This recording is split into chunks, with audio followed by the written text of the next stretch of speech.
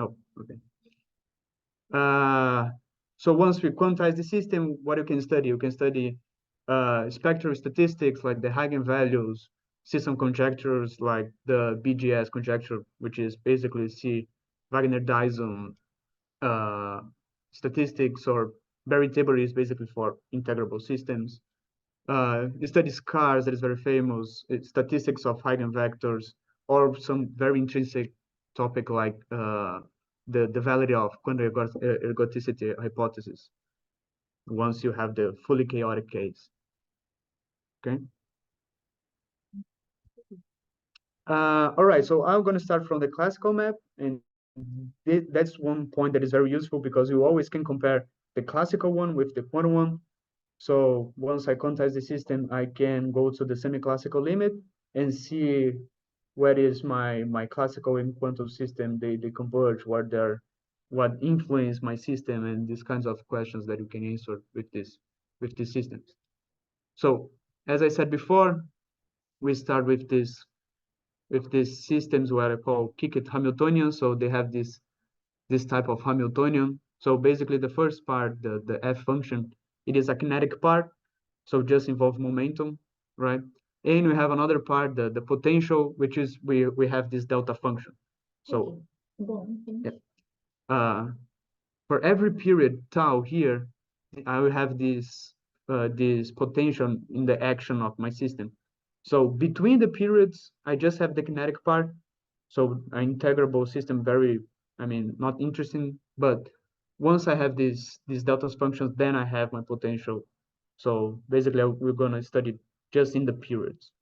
Now I have a question. Is this the kick rotor or not? No, this is more general. The kicker rotor, I can substitute the function f and the function for the potential. Like the function f is going to be just the kinetic energy for the kicker rotor. It is the kinetic energy of a rotor.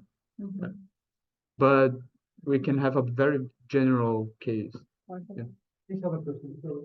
So it's general because that function f could be anything. Not necessarily. Just a continuous function depending on p. Yeah, there are a lot of different maps. The Kickett-Harper map, it is a different one. You have different parameters. So everything. It is a generalization of the standard map. No. Okay, very good. Go on. It's about the kick. We put the kick in the position, or in the potential. Yeah. Put the kick in the momentum, or like you can. Yes, you can actually this.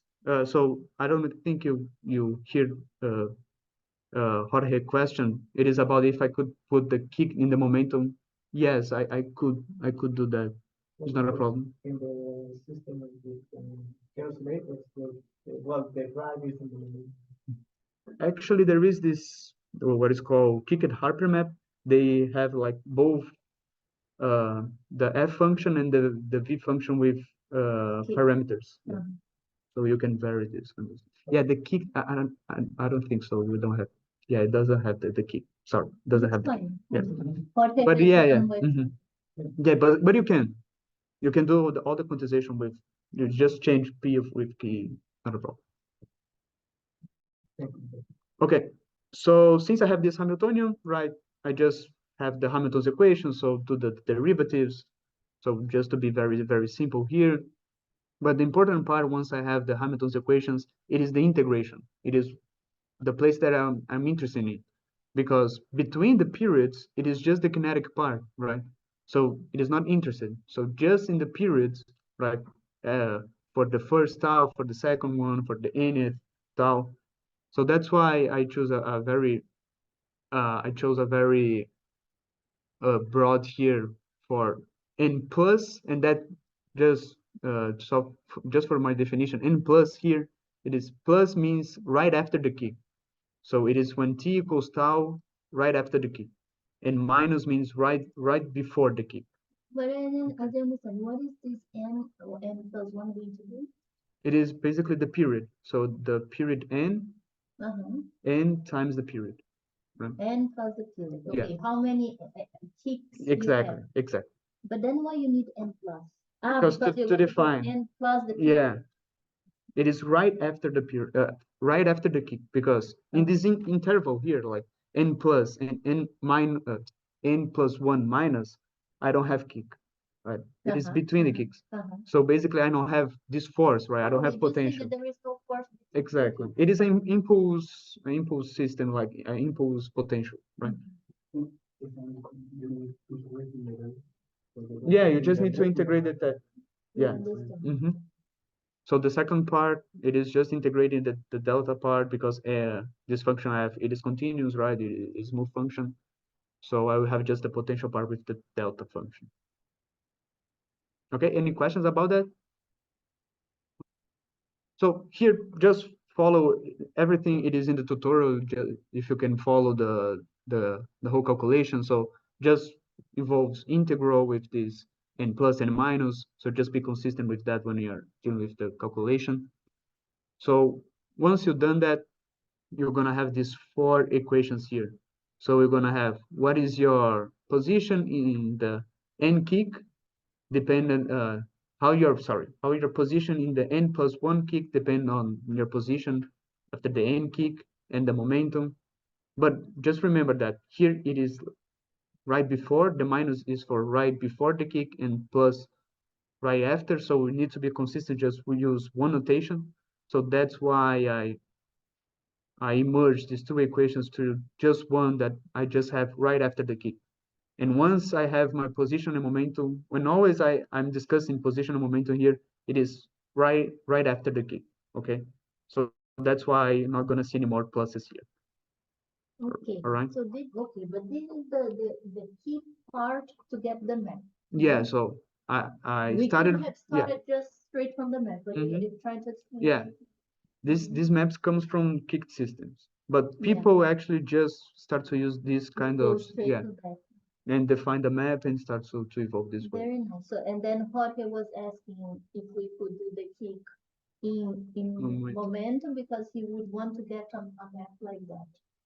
Yeah, you can. It's just have to follow them. Very nice. Okay. Okay. So we go, and then it's all general. That's why we have these derivatives. Exactly. We have just So you can put whatever potential that you want, depending on whatever parameter that you want. Same for the kinetic part. Very general. So that's why I'm gonna apply to the standard map to be more a little bit specific, right? To show some examples. Sorry. Yeah. Well, maybe was a very question. I understand that the key or the system is when you split the part of the connected energy and Potential. the potential energy. What about if you mix the information with terms with P and Q? Yeah, we're gonna have mixed terms. Yeah, we're gonna be a mess. Yeah. Yeah, it can be a. No, yeah, it could be anything. We are just looking at the simplest first. Yeah, you can. I don't think you're gonna have some problems like putting like F depends on the position also. It's just follow the integration. All right, let's see. So now we're gonna apply, because this is a very general map. But it's going to be more complicated, because then in that function you said like yeah, you're right. Q depends on Q and depends on Q again. So it's exactly. It's gonna be you're right. The advantage of the map is that you get the Q from P, from the function P. Yeah. Huh? You have solved the equation. Right. You count, then the map is numerically. Yeah. Okay. So here I'm gonna apply to the standard map that comes from the kicker rotor. So this Hamiltonian, it is the kicker rotor. So you see, yeah. So this is my F function, so kinetic energy basically, right? And here I have my potential. So this G that I have in my potential, it is the strength of the kick, basically. I change this once I go to the map, I change to this K just to define because of the periods, but it is just because of the definition of the Hamiltonian. There are a lot of different definitions for the standard map. Sometimes you have to look very carefully what map you are dealing with, because people try to change just a little bit, exclude this for pi squared. So just be careful of that. So one important part here is that you see in the map for the position, you have this modulus 1, because basically if you think for the kicker rotor, so you have a rotor, so your position is basically an angle, right? So angle goes from 0 to 2 pi. So here define k 2 pi, the cosine 2 pi q. So the modulus is 1. But the important part here, it is p, because p could be free, right? Can be, my momentum could be minus infinity to plus infinity. So basically, if you think the phase space would be constrained in the key in q, right, in the angle, but free in the momentum. So you have this cylinder in the phase space. But for the standard map, actually you have this symmetry that your momentum, your p and p plus 1, it is the same. And p plus 2, it is also the same. And What does that mean? It's the same? I don't understand. the momentum. P and p plus 1, it is the same value. Yeah, you can check that, just substitute some values in the, it is, I propose this exercise in the, Okay. I just to see the understand now. symmetry. I understand what you're saying. Yeah. Fine. So we're gonna see the symmetry that basically your map, it is always like from 0 to 1, and then the same like from 1 to 2, it is always the same. It ends up repeating itself. So then you can constrain everything in this 0 to 1. That's why I put it this modulus 1 in the also in the momentum. This is what people usually do. So then now I don't have this cylinder and I have this torus. So basically I have my q constrained in 0 to 1. Yeah. And also my p, right? So then my phase space, it is a torus. Okay. And k here, or you can think about j, basically is the same. It is the strength of this kick. So what you can think that, okay, if my j here or k, it is 0, then I don't have any potential. So just kinetic part, integrable system, right? So this is the limit case for the standard map. But once I perturb more the system, introduce more strength in the kick, then we can have some mixed phase space. I'm going to show you what is the mixed phase space. Basically, we have some partially chaotic and partially stable. We're going to have some stable islands. And when basically k larger than 5, 7, 10, it is mostly chaotic. So you don't have a regular structure. Edway has a question. Yeah. Well, Yeah, so you said that for k is equal to 0, the system is integrable, right? When we just have this Yeah. p square by 2 term. And you also said that you have this translational symmetry in the momentum space, that p plus 1 is same as p and p plus 2. So that symmetry alone is, is what makes the system integrable? Or because I think for p square by 2, you have just 1 degree of freedom and you have one symmetry, and that's what makes the system integrable? Or is there any other symmetry which makes the system integrable? that's a good question. No, I don't think so. No, I think if there is only p square, it's integrable no matter what. Yeah, I mean, If just k is 0, it's integrable. yeah, it's not dependent on this symmetry. I think they are separate things, because we have this Okay. symmetry even with the potential, right? I don't think they are correlated somehow. It's a free particle p square. Yeah, Yeah. it is. Exactly. You can think like a rotator, like a ball rotating, and then every time, every period, you have something like doing some kick, and then it rotates for one period, like freely rotation, and then kick it again. This is the kicker rotor. But I don't think they are correlated. How many degrees of freedom do you have in this model? I don't remember. 2. 2 degrees of freedom. You have two constant of motion. Yeah, here energy is not a constant, right? No, but when k is equal to 0, for example. Yeah, when Okay. k is equal to 0, you don't have the There's kick, just one, you have right? energy conserved. And you Yeah, have then momentum it is integrable, yeah. And you have So also momentum, no? So you have 2 degrees of freedom and 2 constant of motion, so you have integrability then. Yeah. Right? Okay, thank you. Yeah. He's talking about what are the conserved quantities, and maybe are we saying energy, momentum? Yeah, if and k is- yeah, if k is 0 for sure.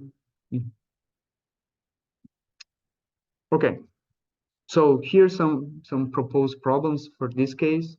So basically, the first problem it is just to see that this map it is area preserving. So you see that the area is not changing. So it is always the same. So just see that the determinant of the Jacobian it is unitary is one. The Very next, nice. Do we get the answers in the tutorial? No.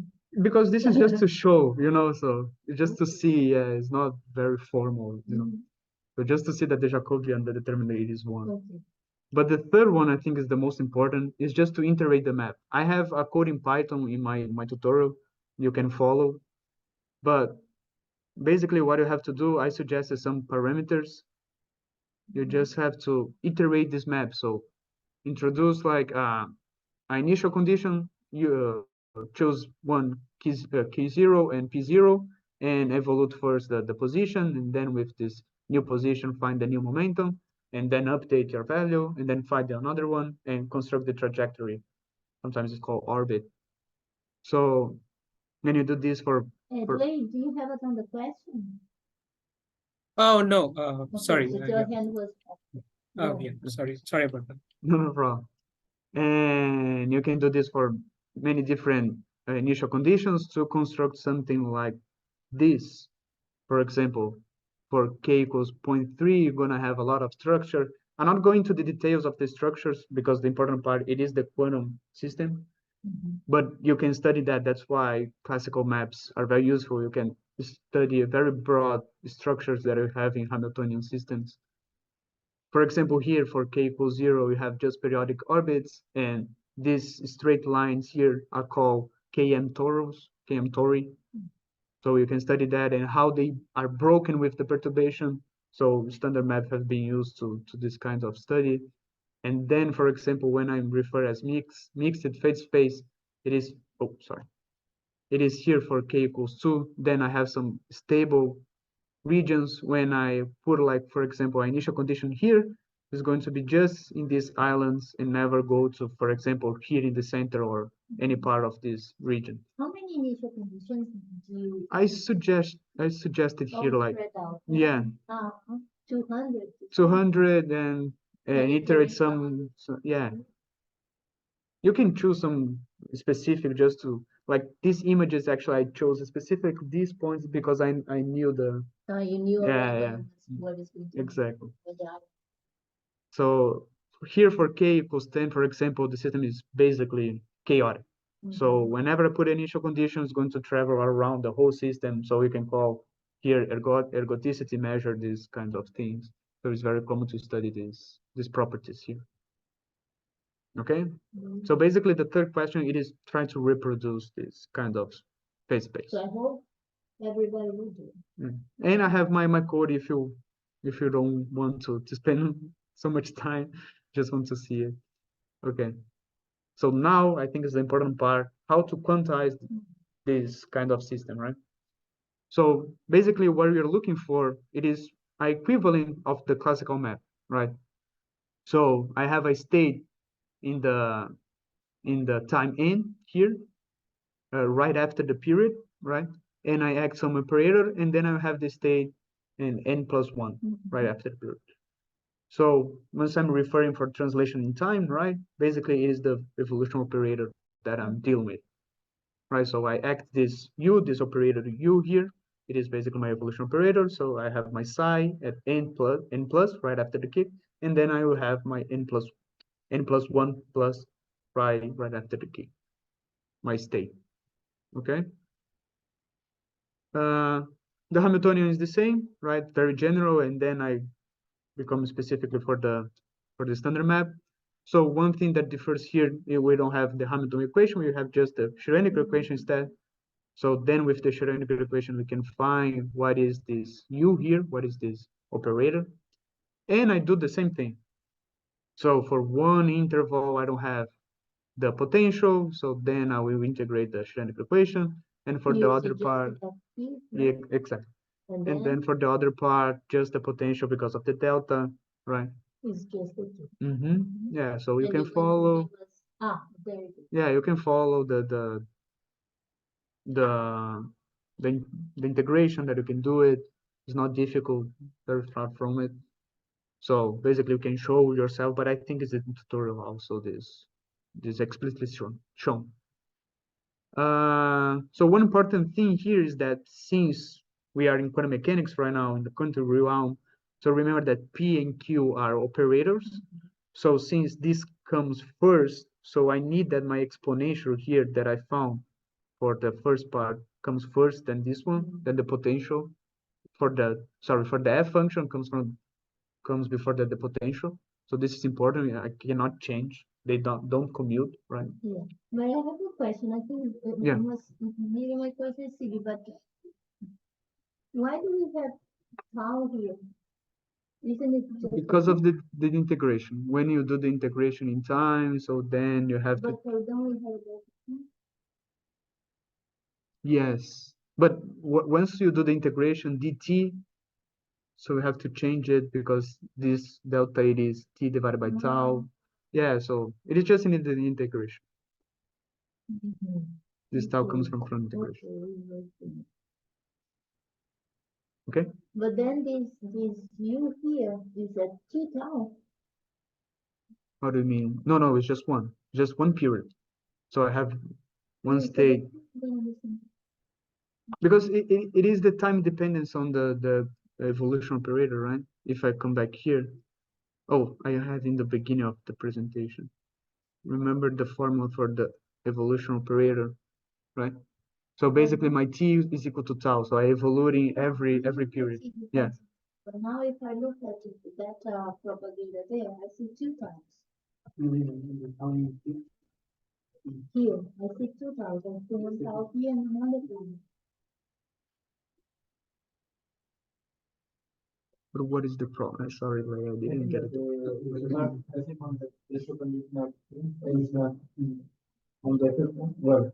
Okay, I should check that. I will check that for sure. Yeah, I think one of them. should Okay, have okay. Maybe I missed something. Okay. Okay. Sorry, may I ask a question, please? Yeah. Just, so when you talk about quantization of these maps, you mean just to find the shape, the specific shape of the evolution operator, Exactly. right? But in the other sense, I mean, for Q and P, you make the usual, the canonical quantization. Mm-hmm. Okay. Yeah. Okay. I will show that because we have this toroidal phase space and this change a lot because your position and moment are restricted to some extent. So this changed the quantization a little bit. I will deal with that when I talk about the position representation of this operator and in the momentum representation. Sorry, Yeah. in the previous slide, B and F doesn't commute, yeah? Doesn't commute. And in general, the two first the exponential of the potential and after Yeah. in the result. Because basically I'm doing like, since I'm defining my psi, it is n plus, right after the kick. So then I apply the Fourier rotation and then comes the kick. So that's why I need first the kinetic part and then the potential. And they don't commute. So that's why I cannot change them. Yeah, they are operators, right? But may I ask a question? Maybe I was lost at some point, but why there is no momentum dependence in the kicked part? Oh, because it is defined in this way here, the Hamiltonian.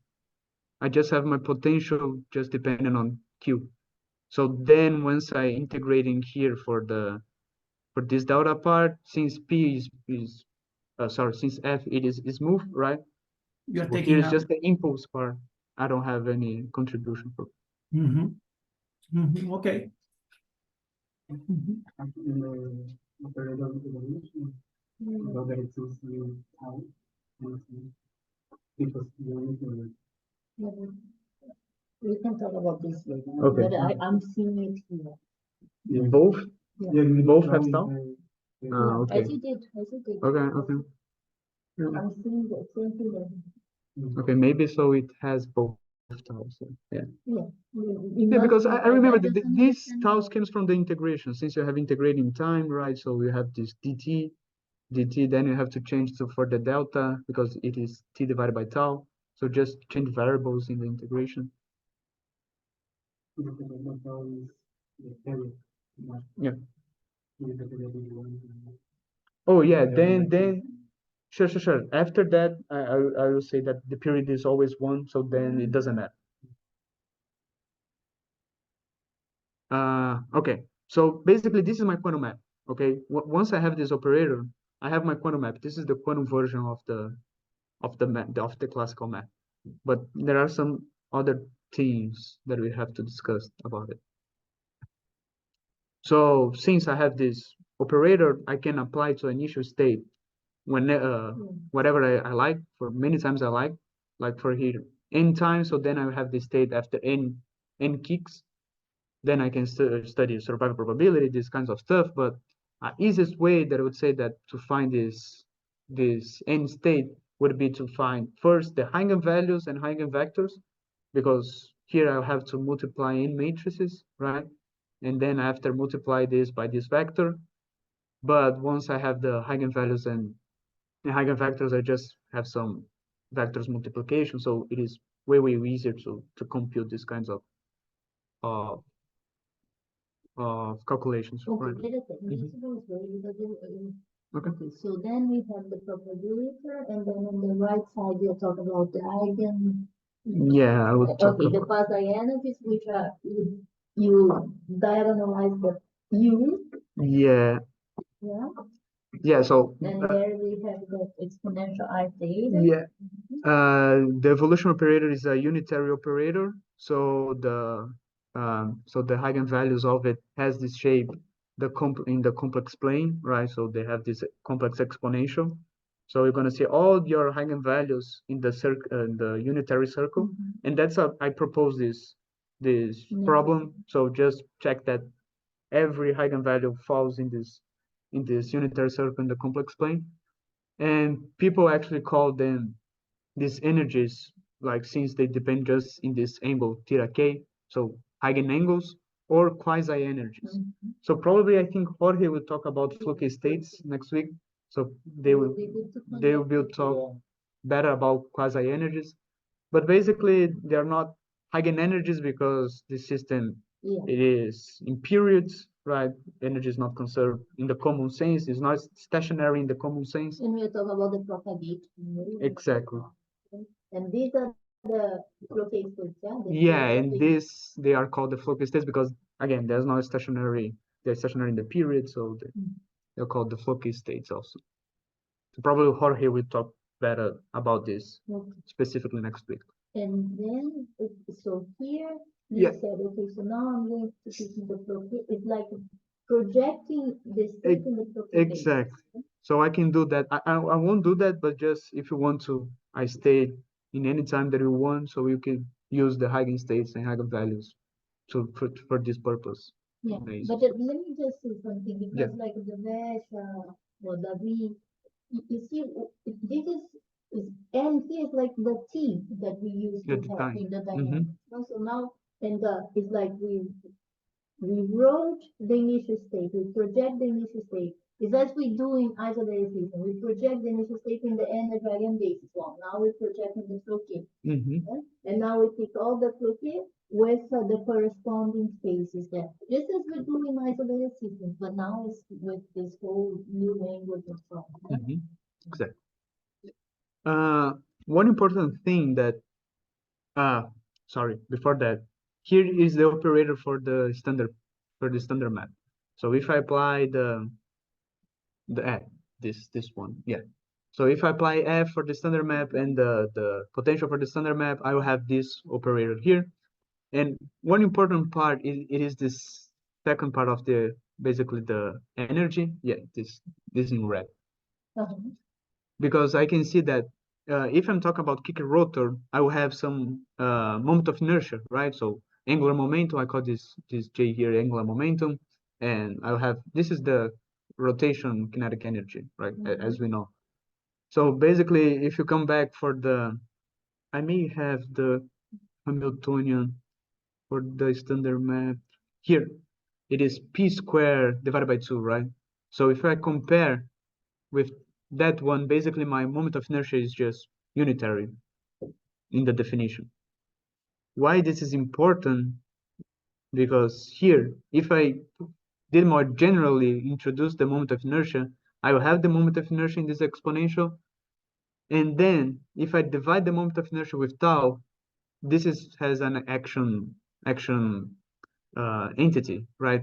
The dimension of action. And we know that h has dimension of action, so we can have a dimension of h bar here. And once we introduce the dimensionless h bar, so then we can try how this converts to zero and talk about semi-classical physics. So this is very important in this sense. But here, since our moment of inertia, it is 1, and I'm going to choose tau equals 1. So whenever you see a h bar, it is similar to this h star. So if I want to put this in the semi-classical limit, just take the h bar tending to 0. Okay. So to go to the semi-classical limit, then we just pick the H bar. Whenever we see H bar there, we just. Yeah, it is this dimensionless. Yeah. If everything else, I and how is. exactly, if you're doing some experiment, you should be aware of that, because then you're gonna have a moment of inertia, gonna have a period different from 1. Then your semi-classical limit would be different, right? It's not just taking H bar to 0. No, it's a yes and no. How do you select the initial condition? For what? Oh, for the quantum? Yeah, it depends on what you're studying. So yeah, you can. Usually people use some eigenstates sometimes, or it actually you can use this classical map to say, okay, I want to, for example, let me Could go be a back. coherent state, Yeah, no? yes, can be Because for sure. here he picks some initial conditions, so he can put, I think, Yeah, a yeah, coherent exactly, state centered on that same initial exactly. state. And then propagate and see how it propagates and compare with the classical calculation.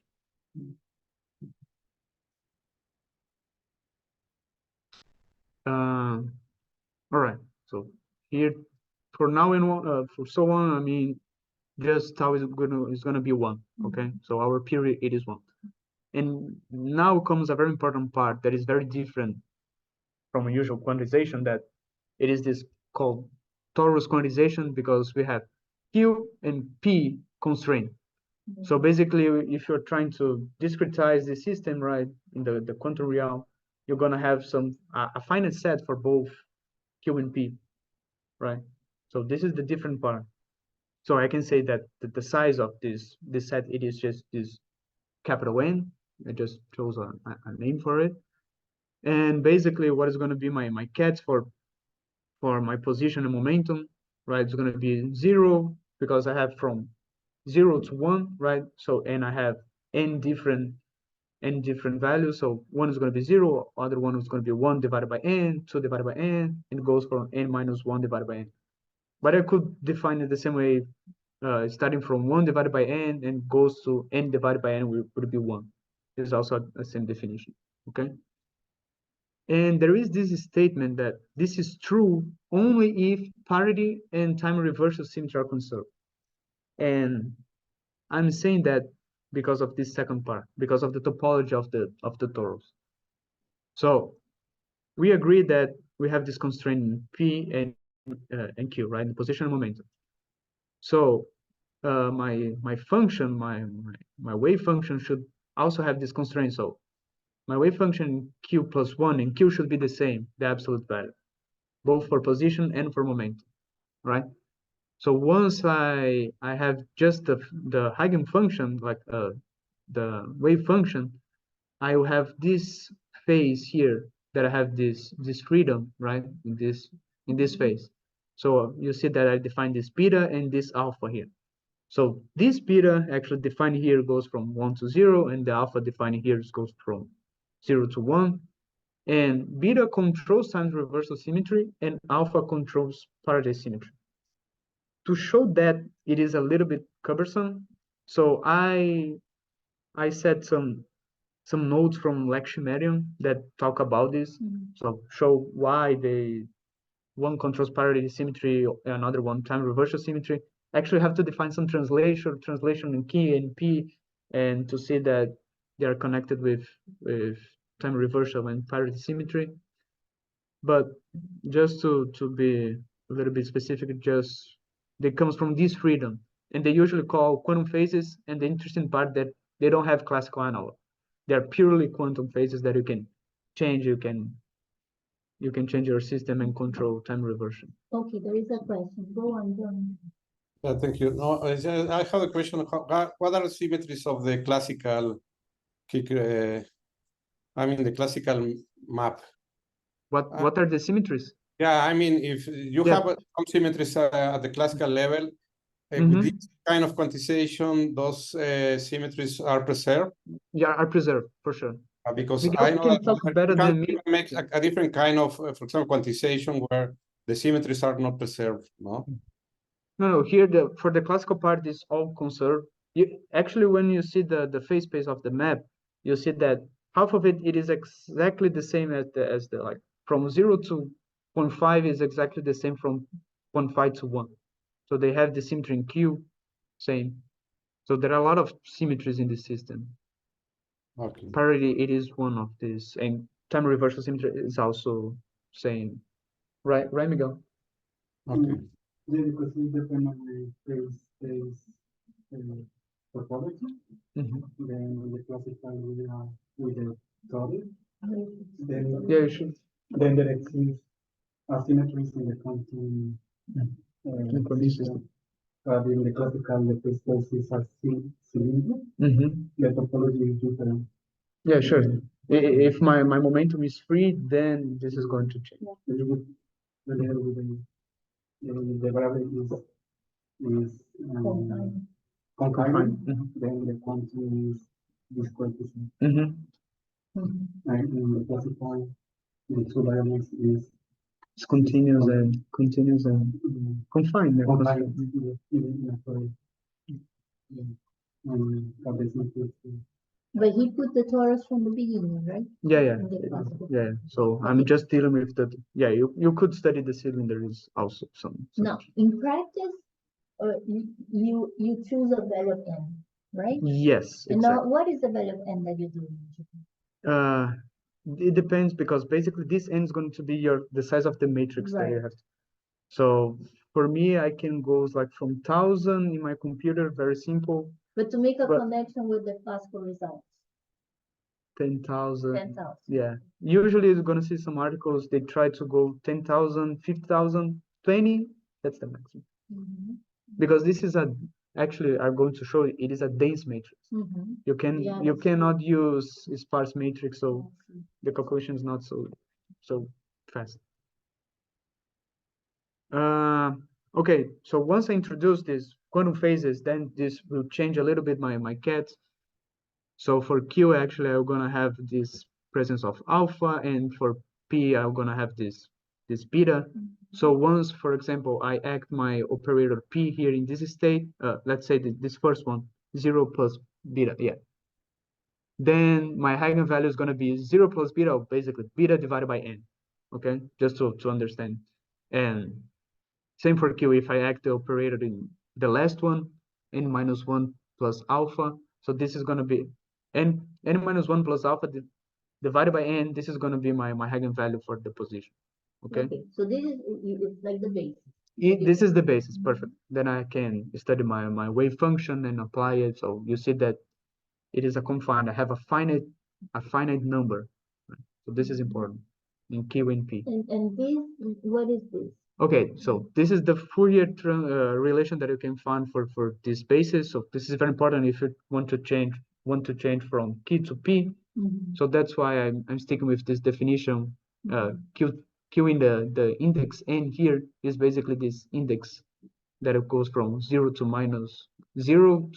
n minus 1, right? So whenever I act my operator Q in this basis, then this is going to be my eigenvalue. Or same for P. Okay, and this is the Fourier relation between them. You can also find. But one important thing that since these two relations are at the basis, like K and P are my basis, then you see that my Hilbert space it is not infinite; it is a finite Hilbert space. And one important relation that you can find that we know that the volume of each state it is basically the Planck constant, right? Or 2 pi h bar. But I can find in another way that the total area of my phase space divided by the total numbers of states. And the total area, it is very simple. Since my Q goes from 0 to 1 and my P is 0 to 1, my area is 1, right? And the total number of states, I just said before, it is n. So then I have this relation between my H part and this dimensional Hilbert space that I have. So they have this inverse relation here in blue. And then once I'm talking about semi-classical limits, so basically my H part is very, very tiny, going to tending to 0. Basically the dimension is tending to infinity. That's the normal way that we deal with Hilbert space, infinite Hilbert space. But it is always finite because of this total quantization. It's just a big number. But to study actually this, I mean, if I want to solve a eigenvalue problem, I need to choose a base, right? Position or momentum. So here I put it position, but we can do the same calculation for the momentum. That's not a problem. So I just introduced the complete set for the position. That's some calculation that you can follow. Then I have just a matrix representation for this operator, the evolution operator. Yeah, this second line. And these are the elements of the Exactly. This is the middle part is the operator, and then the bra and the cat for the position. So then now it's just calculation. So just introduce what is the Q operator, and then because this Q here is going to act in this bra, and then include the complete set for momentum because I have the momentum part, right? So just follow the Okay, fine. That's why I have a sum at the end, you know, because this comes from the momentum. And I then see. yeah, Okay, you have to put it there. exactly. Okay, And then use the Fourier relation. Okay, so you got these elements, and here you have to put them, Exactly. and then you have the element, one element. I put everything in the tutorial if you want to follow like Very line by line, you know. But it's much more complicated than I thought. Really? Very complicated. But actually we can found a matrix representation, but it is analytical. This is the good part, which is that for the standard map. So this is the formula, this is the matrix in position basis. So just apply that in a computer diagonalize to find eigenvalues and eigenvectors. But one thing that is actually we use in our research, it is to say, okay, parity and time reversal symmetry, it is equal to 0. So then we can use this, what is called this Gaussian sum here, to simplify things a little bit. So then I can get rid of this sum and find this simple formula for the standard map. So there are many steps in the matrix, so now it became not too bad. Yeah, so for your computer, it's much better to use this equation than the first one, that I have another sum to do it, right? But you cannot play with these symmetries if you want to. So yeah, you can go ahead. Yes. So what does symmetry is equal to 0 imply? I didn't understand that part. What is alpha is equal to, what is time reversal symmetry being 0 mean? Basically, it is preserved, right? So parity, it is preserved if alpha is equal to 0. So I have the symmetry, parity symmetry. And if beta is equal to 0, the time reversal symmetry is preserved. Otherwise, it will be broken. I can have, for example, I can have, how's they call, inverse. I don't remember, but I know that for 1/4, it is totally broken. And for one, they have another specific name that I forgot. It's not so you're inverse. saying that for non-zero values of alpha and beta, these particular symmetries are broken. They are not Exactly. Yeah. Poro has a question.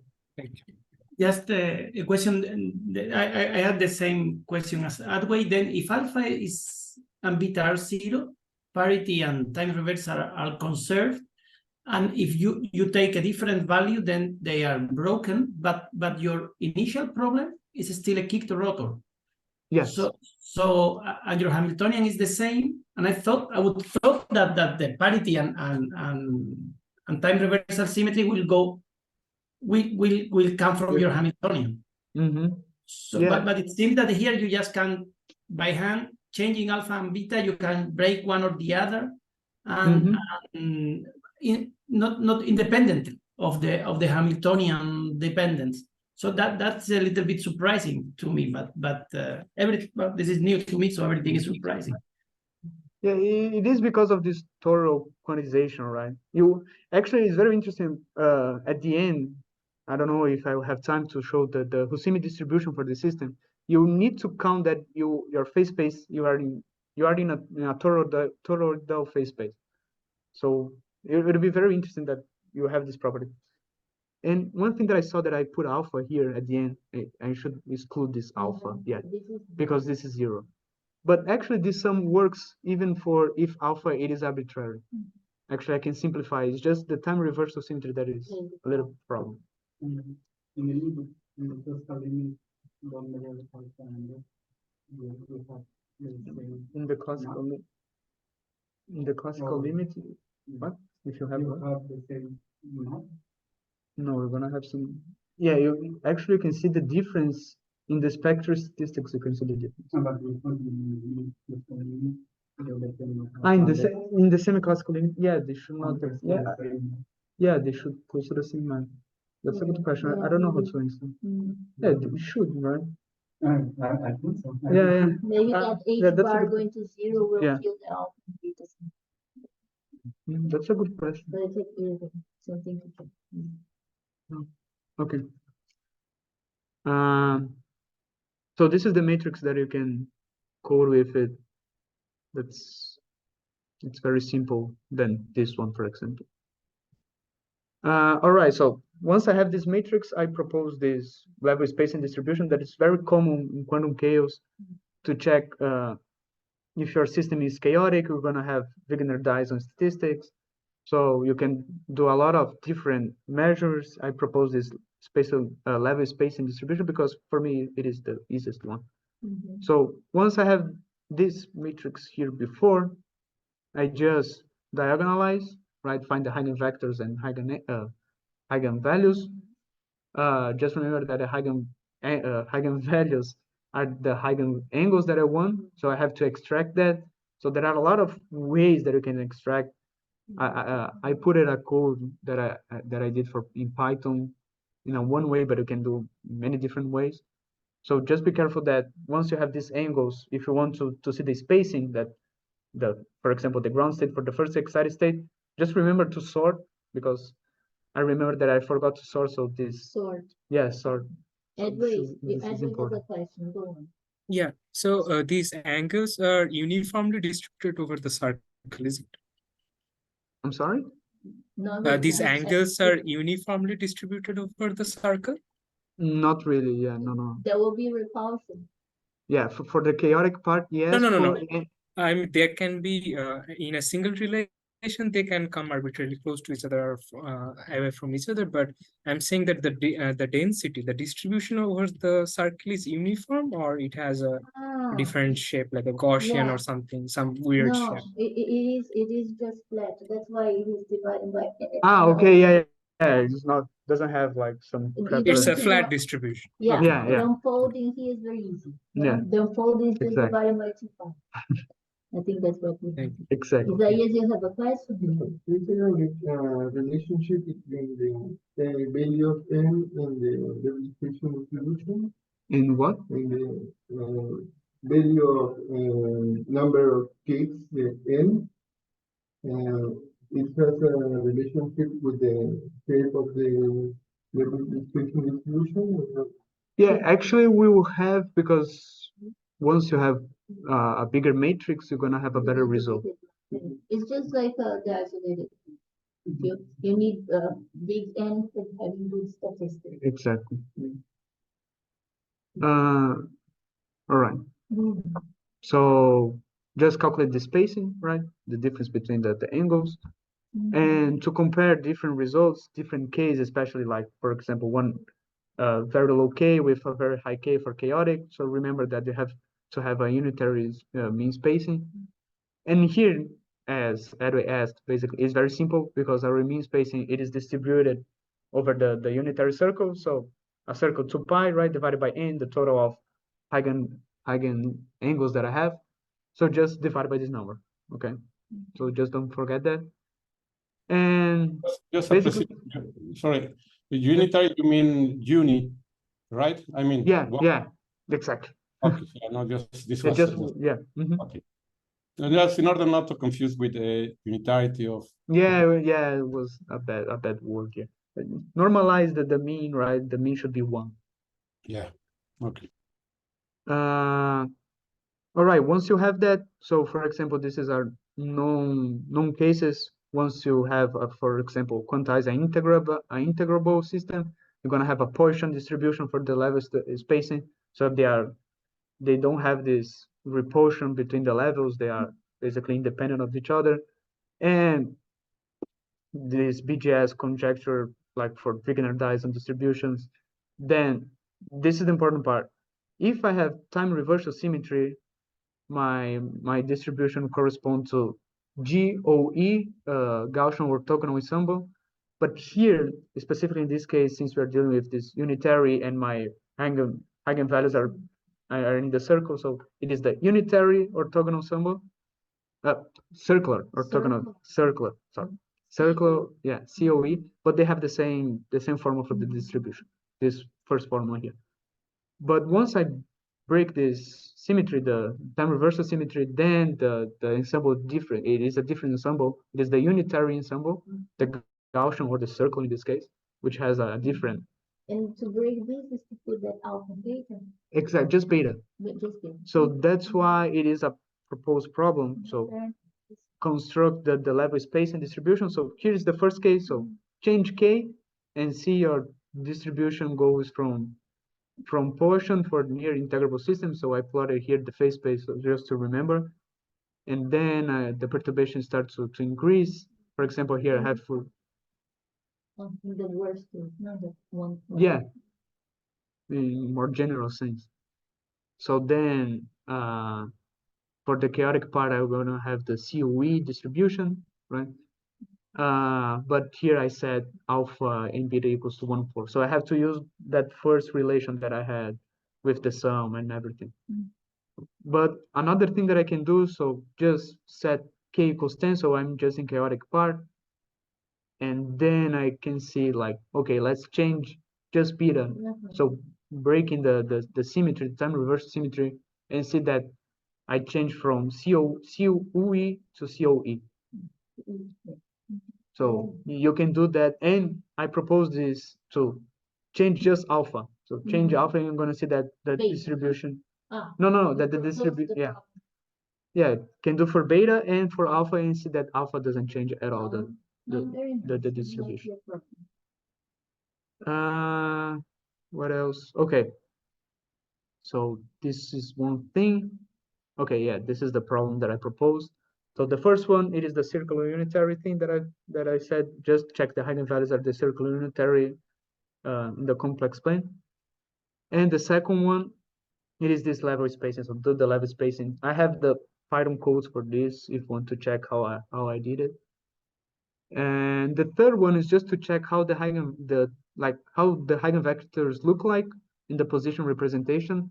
But for that, I don't know. Do I have time? Yeah. You can take 5-10 more. Okay, minutes, so yeah? I'm not it's going to, looking to rush. because it is very You interesting. want to show the Husimi, Yeah, right? because the Husims are beautiful for this case. And there is a problem for the Husimi. No, I didn't ask, but you can do it because the Husimi has an analytical function. So just put in your computer doing the calculation. So for the Husimi distribution, so I don't want to spend a lot of time here. You have to use coherent state, so using minimal uncertainty, right? So that's why I use the ground state for the harmonic oscillator. So that's the way I define the coherent state. So A dagger here is the creation operator, as we know. This is Z, it is the eigenvalue for this cat here.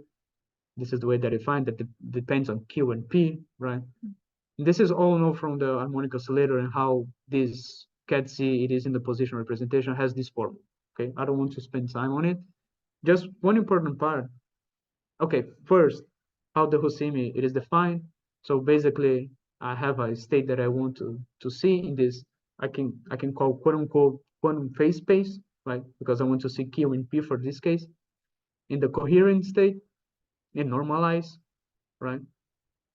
But I'm going to use the position representation for the calculation. So I put the complete set here, but we have to remember that's one property, that the position are restricted to the torus, to the toroidal phase space. So we don't have just to use it here, this relation for the position, because this position is continuous and free, whatever. We have to use this another relation because you have this freedom in Q, that your Q for any value of mu here that I call from minus infinity to infinity, this is an integer number. It is the same, so we have to deal with it. And it also comes the phase beta. And if I use the momentum representation, that becomes the phase alpha. And now I don't get it, Edson, because to put it here, how do I deal with this sum? What do you mean? Now, This minus infinity to infinity. What is it? yeah, this comes from the toroidal because it is the same. So we have to deal with this. Okay, so since this is continuous, right, from minus infinity to infinity. So if I want to do the same thing for the toroidal, so I have to say what is the other values of Q. You don't do a sum from minus infinity to infinity, right? In my in my code, no, because actually once you deal with the final result, yeah, You go too big, it Exact- becomes very small, something. very, very small because it is a decreasing exponential. Okay, good. So you can use like 10, minus 10 to 10, it is too much. So we check when Yeah. there is already convergence and you Exactly. forget. So that, yeah, and you have this called Jacobi theta function that comes from this sum, but yeah, just, I see. There is yeah, so you see that there is a complex number here, but there is another one, so there is going to be a decreasing exponential. So then this converge. Let's just tell the students why you want to see in Husimi, like what he wants to see. He has an eigenstate, no? And he wants to have a look at this eigenstate, but compare it with the classical case. So he's going to just like project this eigenstate in the phase space to get a nice picture. Yeah. Exactly. So here I have some examples. And this is one. So I select, for example, two states. I have, for example, for n equals 1,000, I have 1,000 different states. So I just choose two for each case here. So you can see, for example, for the near integrable case, so k is very low, I have some states in this km torus, and then I plotted here the side, the magnitude of side. So you see that it is a flat distribution for this. In the position, yeah. If I do it in the momentum, you're gonna see like a peak in this momentum, like 0.4. This is the one. No, the other one, yeah. Just here is just in position. If I would do for the momentum, I will see peak in 0.4 or 0.6. Okay, so For this this is first one one. state and this is another. Exactly. And you're gonna see other eigenstates in the stable islands, for example, so representing all the structures that I have in the classical map.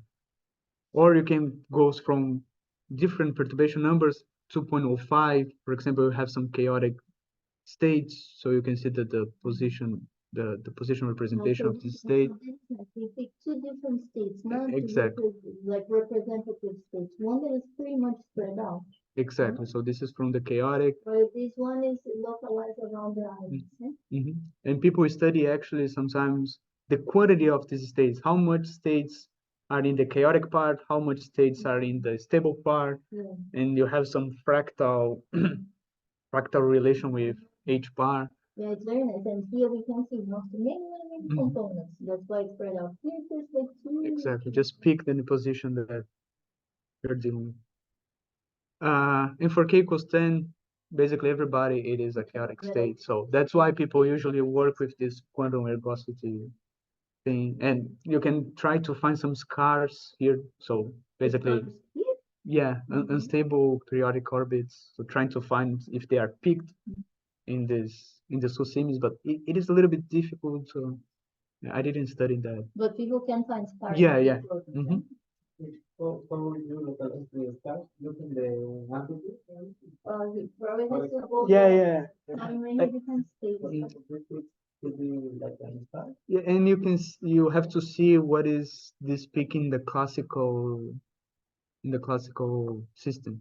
That's difficult because you have to see, okay, what is the orbit in the classical system? So it is very painstaking. And they are linked to the thickness. No, It is it's Carl periodic yeah, yeah, our study is about thickness, that it is a classical property, and we are trying to see what is the influence in the quantum system. But this actually will open the classical map. You're going to show something else? Yeah, just like show some pictures. For example, here I have other maps that you can Ah. quantize. The other one. Yeah. So this is the Kickett-Harper. We have two, for example, parameters. The phase space change a lot, and you have the perturbed cat map. You have a lot of maps that you can do with different parameters, and then we can do the quantization. So have the matrix.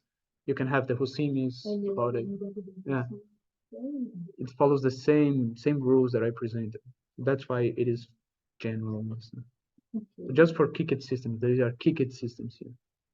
Okay. Yeah, that's it. Okay, that was good.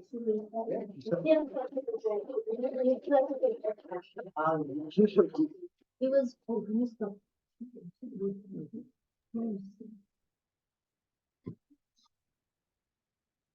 Okay.